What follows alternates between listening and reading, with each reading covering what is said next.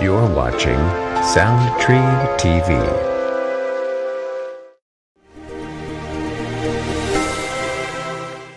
Hello, everyone, and welcome to another KORG Soundtree Academy live stream event. I'm Ken Green. I'm one of the Ed Tech specialists at Soundtree, the education division of KORG USA. Today is Wednesday, November 12th, and whether you're watching us on our Soundtree TV YouTube channel or on our Facebook page, we're very glad you could join us today. And we also hope you're enjoying these Academy webinars. We're about 6 into them now, and we hope you find the topics relevant, the information helpful, and that you're sharing them with your colleagues and with your music supervisors. If there's a topic that you're interested in learning more about that we haven't already covered, please reach out to us with your suggestions. We'll be happy to bring in the experts, the appropriate people, and produce a webinar based on your recommendations.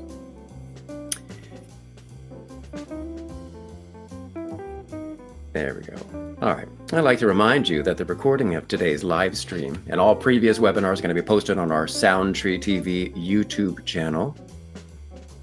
And that's at KORG Soundtree on YouTube. Last week's show was terrific. We had the privilege of speaking with 2 visionary educators. We had Mr. Justin Francis, who is the music tech teacher from the Los Nietos School District in Whittier, California, and Mr. Kevin Longwill, who is the modern band teacher from Abington, Pennsylvania, Abington High School in Abington, Pennsylvania. And if you missed the episode, I strongly encourage you to check it out. You can find it on our YouTube channel. Justin and Kevin shared their journeys, their experiences and successes with us, with our audience, including video highlights from both of their programs. Definitely worth a watch. As I said, this is our 6th webinar in this Wednesdays with Wayne series, named after our good friend and co-host, outstanding music educator, one of the best in the country, Mr. Wayne Spletstozer from Torrington High School in Connecticut. Wayne is at an event today with his band students, and we certainly wish them well. We're looking forward to hearing all about their experience next week when he returns. And Walt Strayton, Dr. Strayton, our education director and regular host, is on assignment in central Pennsylvania today. We look forward to having him back with us at our next live stream event, which, by the way, is going to be a very special live stream event on Tuesday, November 12th at 7 p.m. Eastern Time, Eastern Standard, when KORG Soundtree Academy presents a conversation with American Idol musical director, Mr. Chris Pooley. It's one you're not going to want to miss if you have ever wondered what it's like to be musical director on one of these shows, work with all of the guest artists, the contestants, what they go through, maybe some of the interesting stories that happen behind the scenes. You want to check it out on our YouTube channel or on our Facebook page. Tell your friends, invite the family, sit back with a nice beverage and some snacks and enjoy. Today, I have the honor and privilege of introducing one of our Soundtree team members, KORG Studio sound reinforcement expert, and just all-around terrific guy, Mr. Chris Sanders. Let me bring him in here. Chris has forgotten more about audio production, sound reinforcement than I'll ever know. So it is a thrill to have Chris with us today. Chris wrote an article, what was it, a couple newsletters ago, just last week's newsletter, I think it was. Yeah. If you haven't had a chance to check it out, it's also called Sound Strategies, and just would be a terrific a resource for those of you getting started with audio, whether it's a sound system in your room or sound reinforcement for live production at your school. Certainly worth a read, and I think you're going to enjoy it today. So I'm going to hand it over to Chris. Chris Sanders, thank you for joining us today. Take it away. Thanks for having me, brother. I appreciate you. Yeah. So like you said, my name's Chris. I've been working with audio in some shape or form for probably the last 20 years. I've been helping schools and churches and recording studios and venues and just everyone that's working with audio for probably the last 15 years. I did about a decade at a really large online retailer. We had a lot of fun working with a variety of clients on the phone and helping them build systems, and going out and helping them deploy systems. Even worked with tech directors and corporate AV, all kinds of stuff. It's super fun. After that, I went and launched a consulting firm. We do remote training and troubleshooting, just one-on-one stuff, kind of picking up where YouTube University leaves off. And then, for probably the last 5 years or so, I've been working with KORG and the SoundTree team to kind of bring the solutions and technology that we offer to the masses and help them adopt it a little bit better. So it's been a fun ride that we've had so far. But today I want to just give you guys a handful of nuggets that I think will be useful if you're going into a planning season, or you're knee deep in a project that you're maybe getting a little overwhelmed with. This can kind of help give you some perspective and kind of help you kind of regain your footing in the process, and make sure that you don't waste a bunch of money or lose or end up with a product that really wasn't what you set out to get. So with all that said, let's kind of start at the top. And if there's any questions, feel free to throw them in the chat, and I'll try and catch them as we're going. Also, feel free to reach out to the SoundTree team. They can connect you with me, and we'd be happy to help you with anything that does come up.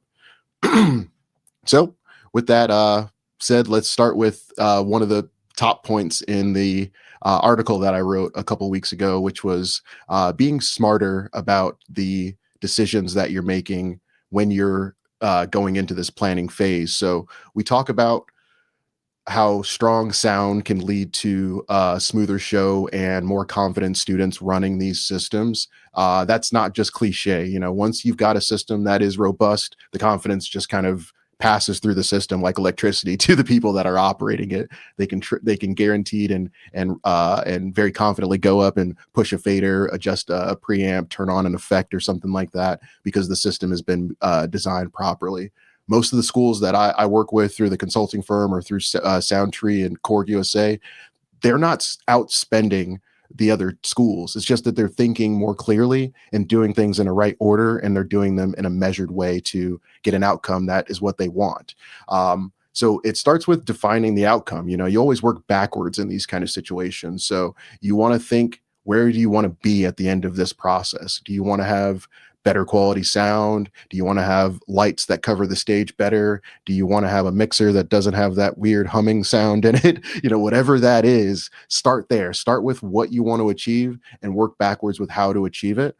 So we think about when I work with even houses of worship and different education institutions, they'll say things like, I want to make sure that every word is heard clearly in the middle rows. They're saying, hey, Chris, you're here, you're standing on stage. I can hear you at row 3. If I go back to row 9, it starts to get all jumbled, and I can't really understand what you're saying. That's something we can address. We can say, is it the microphone? Is it the mixer? Is it the speakers? Are the speakers not too loud or not loud enough? Is there something wrong with the microphone? Is the microphone the wrong type of microphone for what I'm using? But by identifying the outcome, you can kind of start to identify the things that are keeping you from achieving that outcome. So the next thing I always run into is clients reach out and they have a wish list. They've got things that they want because they've seen them at other schools, or they've seen them out at trade shows, and they say, this is what I need. But then we go and look at the space, and the space is not really accommodating of what they want to buy. So I always say it this way. I say, fit the sound to the room and not just a wish list. So everyone wants the L acoustic line array that sounds amazing and can throw 100 dB any direction, but that's not the goal here. The goal is to get clear sound covered in the room that we're in. We're not trying to put arena sound in a classroom, So always make sure that you're keeping perspective with what you're looking at as your solutions. It's always good to be future proof and at least be forward compatible, but you don't want to go so far forward that there's diminishing returns. The next thing that I always run into is educators that are overwhelmed with the process. They say, I've got this theater, and it was built in the 80s, and maybe we've had some small updates from along the way, but now we need to do something substantial. We want to update the audio, the video, the lighting. We want to add streaming. We want to add remote recording and all kinds of stuff. that's a lot. I mean, I got tired just naming off the things, and that's not even involving the steps in executing on all of those. So my next piece of advice would be to do this in phases that have visible wins. So when we're working on a comprehensive install, we may start with the lighting. We may start with the audio. We may start with the video. It just depends on what is demanding of our attention immediately. If we show up and they're using big TVs on the screen and we need to get a video wall, that may be a priority for us because the video wall helps people that are sitting further back feel more included in the presentation that's going on for a pep rally or something, or for a presentation that might be happening in a theater. Those are things that, I won't be able to determine, but working with you and having conversation would be able to determine these are the priorities and this is the order that we should do them in. And that way it doesn't overwhelm the budget, it doesn't mess up your cash flow, and it also makes sure that you're enjoying each phase of this. We're not saying updating cables, so everything just sounds the same and there's no fun new buttons or dials or no extra new functionality popped up there. So I definitely want to make sure that if possible, you do this in phases. The other thing you don't want is you don't want 10 teams of contractors running around at the same time. You want the audio guys coming in, doing the audio thing, and then you want to check in with them to make sure that everything is to your liking before they head on to their next gig. It's frustrating for those teams sometimes to do something and then get another call afterwards. That's why companies like mine exist, where we can come in and let the installers install and we can integrate, and Soundtree can help you with that as well. So that's going to be the first phase of it, working smarter to make sure that you develop your strategy the correct way. So the next thing would be the essentials, dialing in the essentials. Now that we've figured out how and what we're going to do, we need to think about the essentials. The essentials are the room that we're in, the speakers that are there, the people that are there, the materials that exist. When we think about the room, or when we think about sound, we rarely think about the room. So the room can really impact the performance of a speaker. And you want to make sure that when you're thinking about audio, you're thinking about the room and the speaker that you're putting in there as one thing. So a lot of times people will say it's snake oil, but acoustic treatment is a big thing. You don't have to go as far as the big New York and LA studios, but there is a big advantage to controlling how sound performs in the room. If sound's bouncing all over the walls, it's going to create a very unintelligible environment. It's going to blur vocals. It's going to create scenarios where feedback can be created where normally it wouldn't be, just because the room itself is resonating with the sound. So you want to make sure that the room is not fighting against your goal of trying to get clearer sound.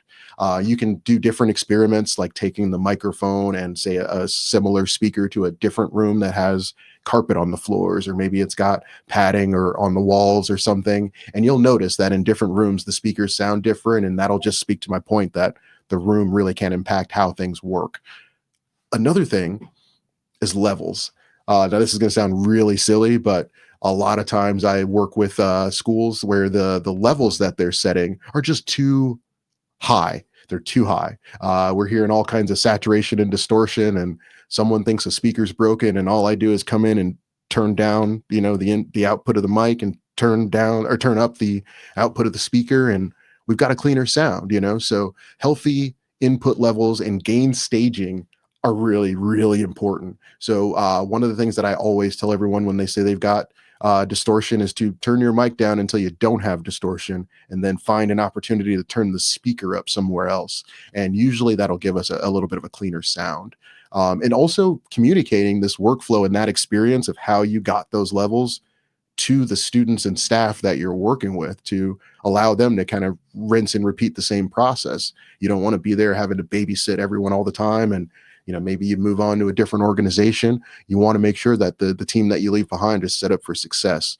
Healthy levels also can help prevent feedback. That squealing sound when you turn a microphone up just a little too loud and it hurts everyone's ears. Feedback is something that can really shake the confidence of the team and lose the attention of the people attending your event. So you want to make sure that feedback is minimized. They have boxes that automate that stuff. We'd love to talk to you about them if you need them, and make sure that distortion and saturation are minimized by setting healthy levels that are loud enough to be heard, but not so loud that they're distorting. And if you find a scenario where you cannot get loud enough without distorting, that's usually a sign that your speaker is ill-equipped for the system.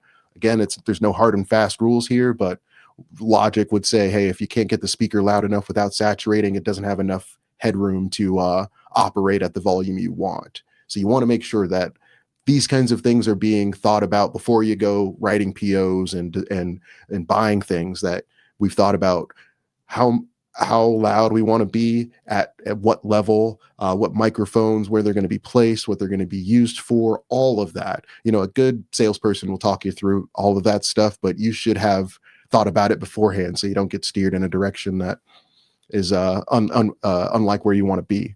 So the other thing that we think about too is speakers need to be placed where they're going to give coverage. A lot of times we get spaces that are designed by people that, no offense, are looking at the aesthetics of the space, and they're trying to do more form over function.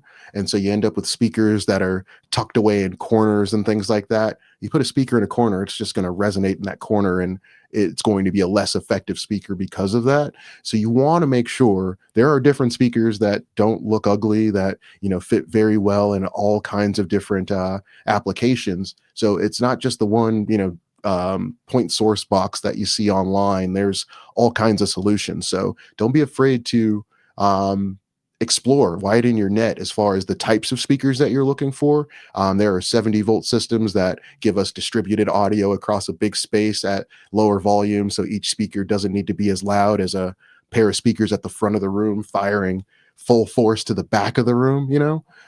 So those are the things that I would think about when I'm thinking about healthy levels and making sure that the speakers are placed in a way that's giving them good coverage and putting them where they need to be.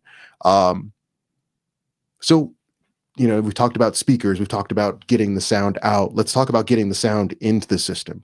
Microphones, microphones, DI boxes, cables off of instruments. Make sure that you're matching the mic with the intentionality. Don't just buy 10 SM57s because you think you just need a microphone. Think about what you're planning to mic and how you're planning to mic it and how you plan to use it in a day-to-day application. And let's pick the mic that way. There's a lot of times where I work with schools that have a podium where a teacher walks up and they speak and they've got a good, clear projection voice. And then a kid comes up and speaks, and they've got a more soft-spoken voice because they're a little nervous, and immediately the person driving the mixer wants to go turn the channel up, and we create feedback. There's a better mic for that application that wouldn't cause us to lean forward to hear what they're saying, So I would say definitely look at the application, what you're going to be doing 9 times out of 10 when you use that mic, and let's try and pick the mic based on that.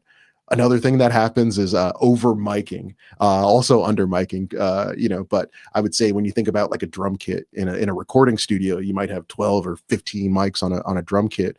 In a theater application, you put one over it, you put one on in front of the bass drum, maybe put one on the snare, and that's all you need. You don't need to mic every single component of that drum in most cases. So over miking is a thing that can create very complex like acoustic issues within the mixer and within the space. There's a phase issue thing that can happen. Won't get too complicated, but over miking can create more problems than it solves.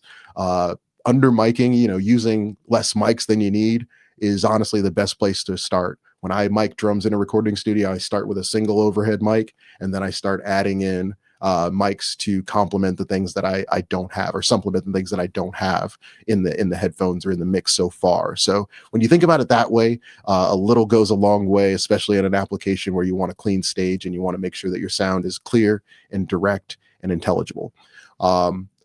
So yeah, depending on the application, definitely please reach out to us. We know music, we know instrumentation, we know orchestration. Myself as a producer engineer, I can tell you microphones all day. I'll talk to you till the cows come home about that. So let's move on just a little bit from the gear to some workflow things that I think are going to be helpful. Um, I call this section support student success. So obviously the educator is going to be there the first time to kind of help the students get up and running and help them navigate the scenarios with the equipment and make sure that if they have any questions, they're there to support them. After that, the students should be relying on documentation. So if that documentation doesn't exist, you have to do the same teaching every time. I would encourage you, and this is something that I do all the time with the educators that I work with.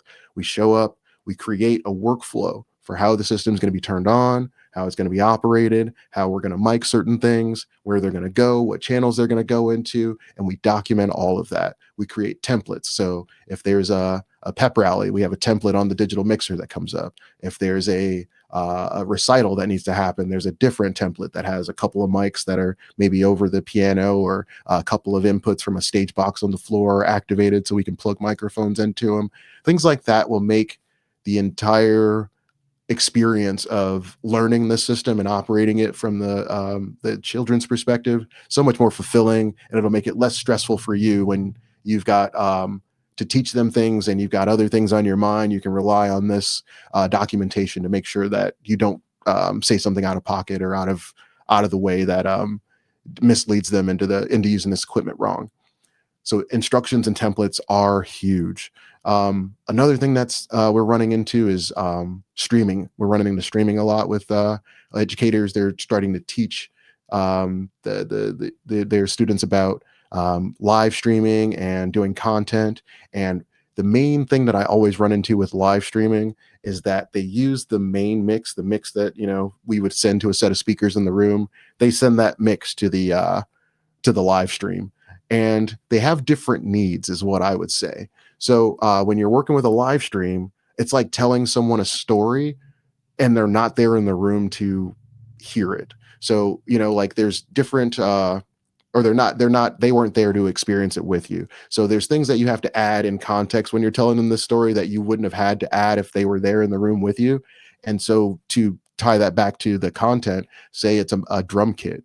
In the room, a drum kit's really loud, so maybe you don't need to turn it up that much. But if you sent a mix that didn't have the drums turned up very much to a live stream, everyone on your stream would say the drums sound low, So you have to think about it from the perspective of the person streaming as well as your experience in the room. So you might turn it up in the stream and turn it down in your headphones, just making sure that we're articulating the point that the stream and the live mix are going to be two different things. So keep that in mind. If you already have a system and you've been struggling with live streaming, that is the one piece of advice that I give to every church and every educator that I work with when I come to their school or come to their house of worship, is that you do not, it's a hard and fast, that's the one hard and fast rule, is that you do not send the main mix to the live stream if you can avoid it at all.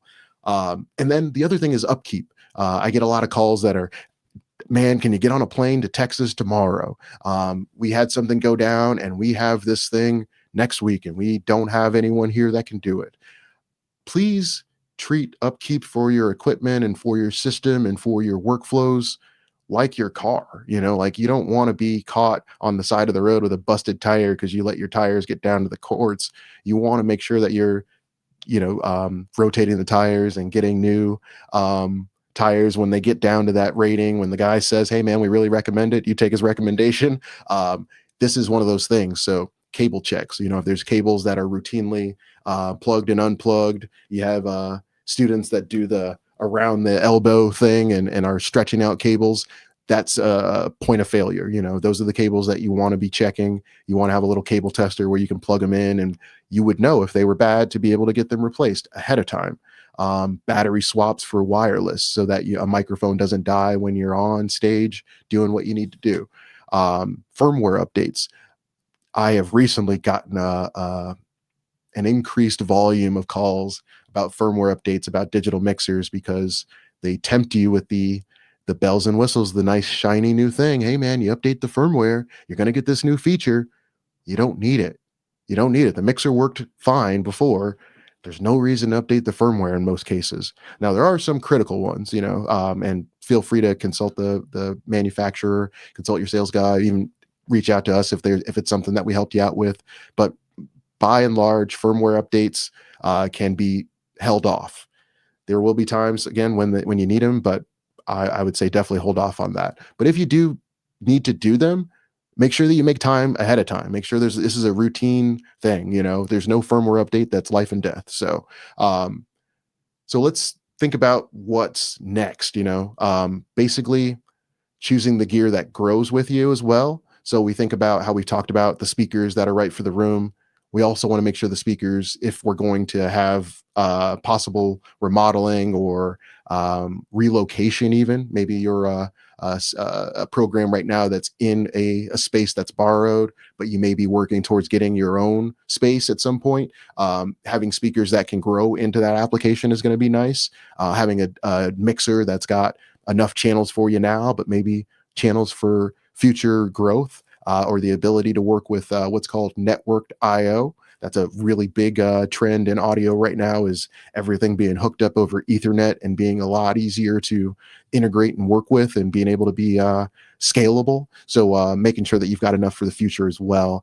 The only other thing that I'll drop here for you is make sure that you keep your conduit paths open and have them with more bandwidth than you have right now. So a lot of times we'll come in and we'll pull cables for a lab or for a theater or something like that, and then later we come back to do the upgrade and the conduit's chock full of cable, and all the cable that's there needs to stay, and we need to pull more. So we come up with creative solutions, whether it's conduits across the ceiling, or we end up having to replace the cable with Ethernet to go with networked audio options.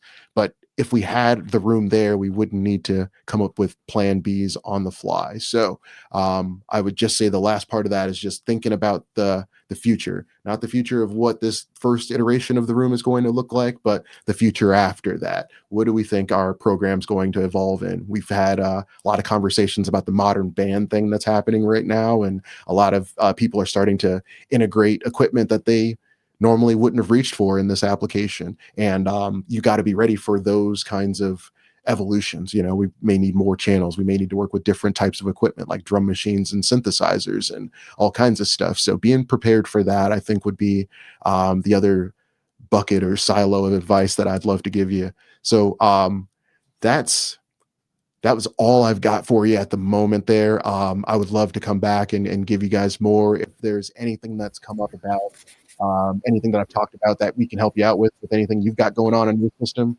reach out to Ken, reach out to Walt and the team, and they'll put you in touch if there's anything to help you out with. Oh, sorry, Chris, I wasn't prepared. Chris, that was wonderful. I appreciate you.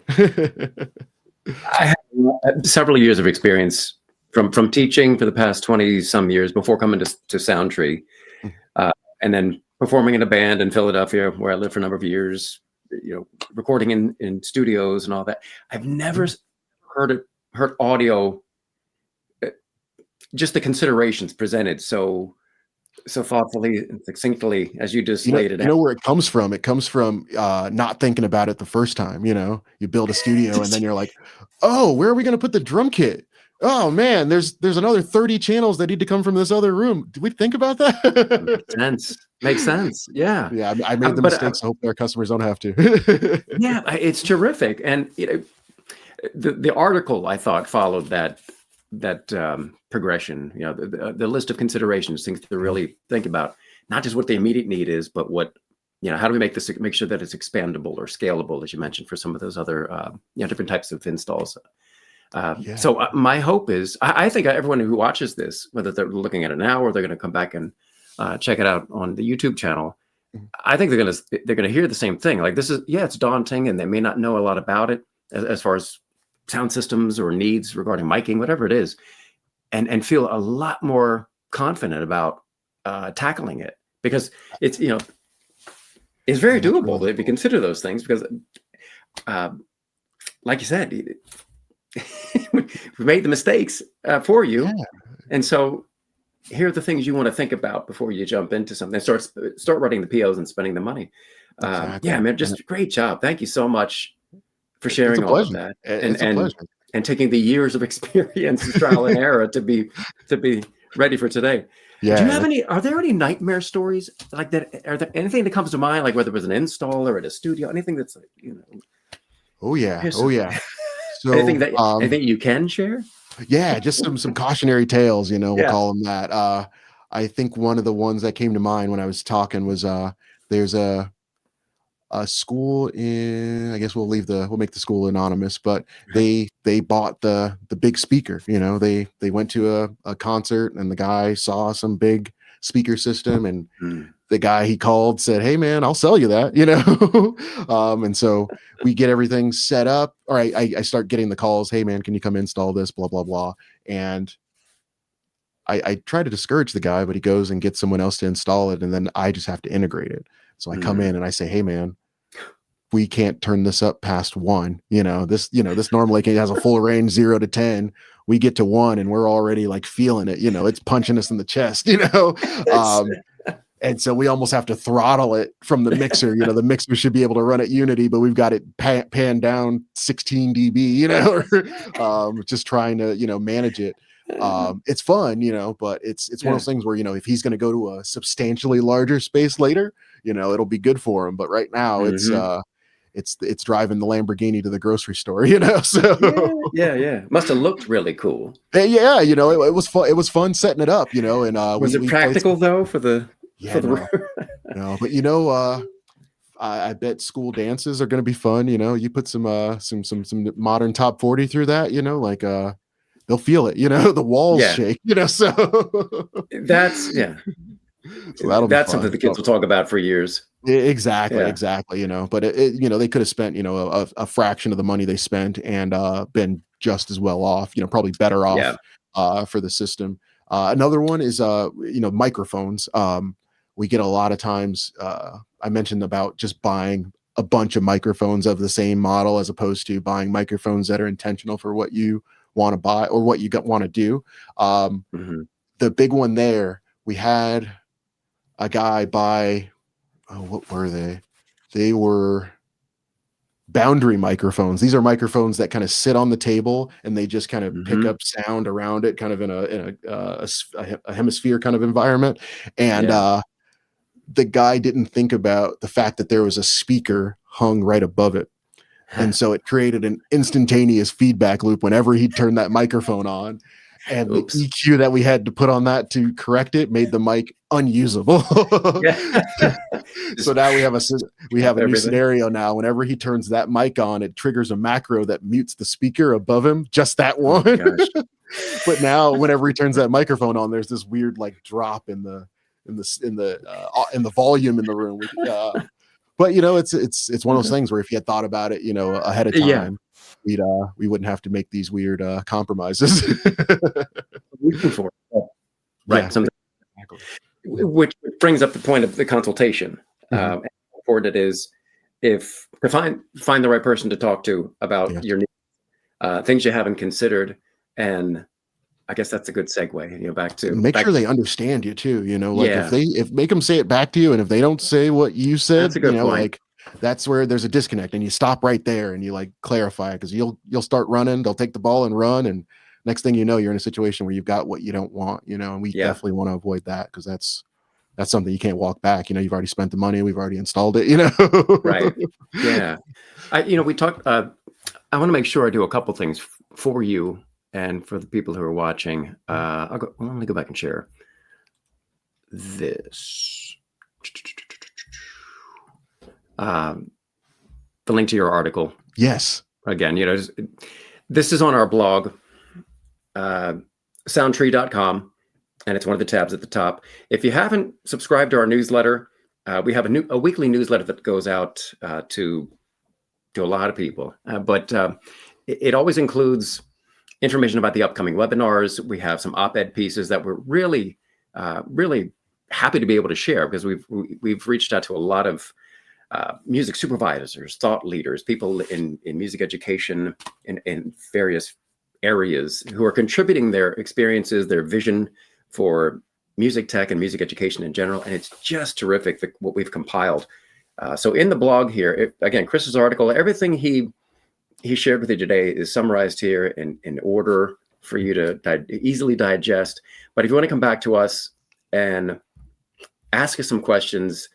Reach out on the contact page. There are a lot of ways you can contact us. Stefan DeSalvo, terrific. My colleague in the ed tech, the two of us share the country, ed tech specialists, and find out what state we serve, what states we serve, find yours, and then reach out to us, and we'll be happy to speak with you or direct you to Chris. And if you're okay with that, Chris. Yeah, I would love to hear from anyone directly. That'd be awesome. Connect them as needed, and I'd love to put this experience to use for you guys. Man, we'll do. Appreciate that. Yeah, because like you said, get the right person on the other end of the phone, so it all ends well for you. Exactly. If they want to talk curriculum, though, I'm gonna kick them back to you. But that's fair. Okay. See what a team we have. Yeah, exactly. It is cool. I'll be honest with you. So I guess it's a sidebar here. Walt Strayton, known him for years. He'll be with us again next week. He's been one of the regular host along with Wayne Spletstozer, and Walt's been with Soundtree now for a few months more than I have. But it's just the best thing.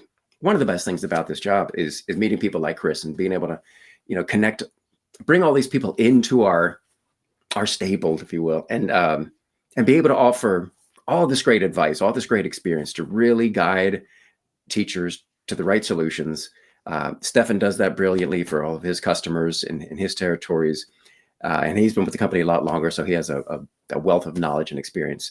But we encourage you to contact us for anything you may need, any questions you may have related to education technology, sound systems, recording studios, content creation. As Chris mentioned, a lot of schools are heading there because the kids have an interest in that already, maybe exploring it or experimenting with it on their own.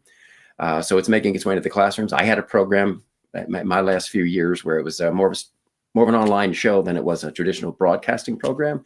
And it was wildly popular. And it brings in anything that will bring in those extra 75 to 80% of students who aren't served by the traditional music programs is what we're interested in supporting. And the creativity, the confidence, all the wonderful things that come from those experiences that for the kids is where we are. That's what we're all about. That was beautiful, man. And that wasn't the teleprompter. That was top, right off my head, boy. That was right there. That's right. I love it. Thank you. Hey, Chris is one of our experts. When I went off on that rant about meeting all the great people who do work at KORG and are now part of the Soundtree team, the doctor's in. This is fun, man. I'm glad we're doing this. And it's another opportunity to reach out to customers and support their needs. In this case, it's any trouble you're having, any problem you're experiencing with your gear, whether it's KORG or not. We're here on Thursdays. From now until further notice, we'll be available Thursdays. The doctors will be in Thursdays, 4 to 5 p.m. That's Eastern Central Time now. I'm sorry, Eastern Standard Time. I'll have to change that. But 4 to 5 p.m. We just have the doors open. The link is here. It's in the newsletter. If you have, I started to say that earlier. If you haven't subscribed to the newsletter, visit the website, and it's all over the website. They're on the contact page, on the homepage. I believe at the top it pops up. Yeah, subscribe to the newsletter, and keep in touch. We'll send you a weekly email. We'll try not to bother you too much and bombard your inbox, but we feel that we have a lot to offer. Not just trying to sell you things, but if you do find yourself in the market for microphones, audio equipment, sound systems, awesome music tech labs, then we're here to help you. We're educators, we're professional musicians and experts in everything related to this.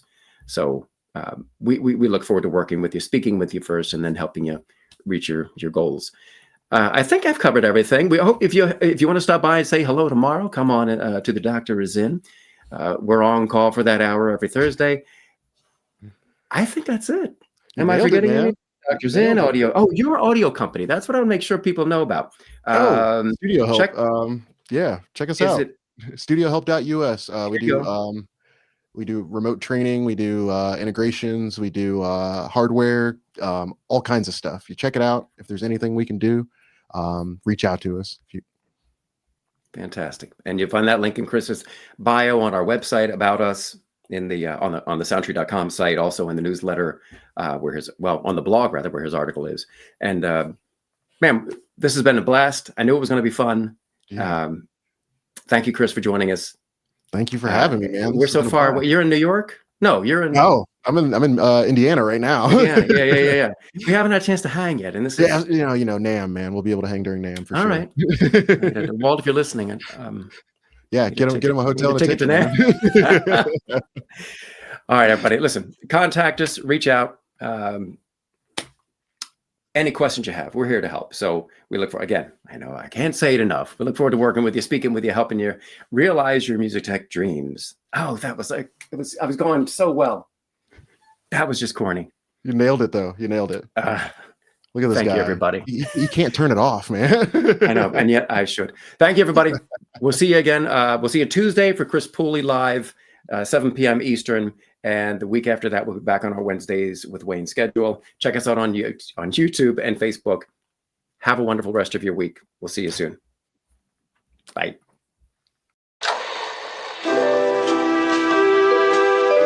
Thank you for watching Sound Tree TV.